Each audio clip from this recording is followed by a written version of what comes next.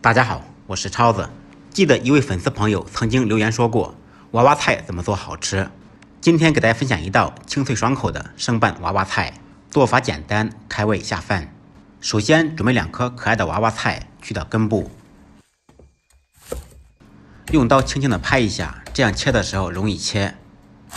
从中间切开，竖刀切成细丝，这样切丝娃娃菜吃起来口感更加爽脆。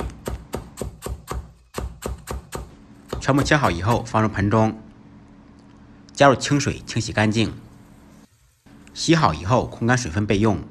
为了更加好吃营养，我们摊一个蛋皮，碗中单独打入2个正经的笨鸡蛋，放入一点点盐增加底味，放入少许水淀粉，这样摊蛋皮的时候不容易破。用筷子彻底搅拌均匀。起锅，锅烧热，先润锅。先用油热面锅的全身，油热以后把油倒出。锅中不用再放油，放入打好的鸡蛋，均匀的摊开，摊成饼状。蛋液放进去以后，再轻轻的晃动锅，把蛋皮摊成圆形，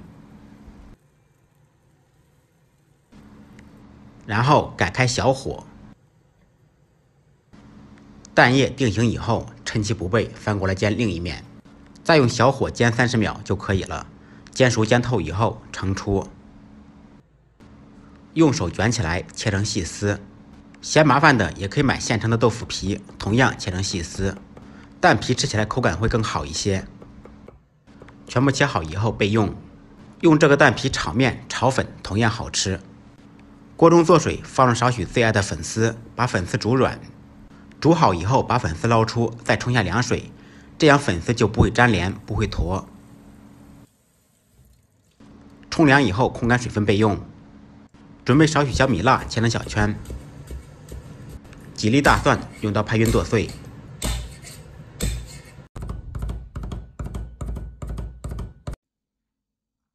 少许葱花切好以后一同放入碗中。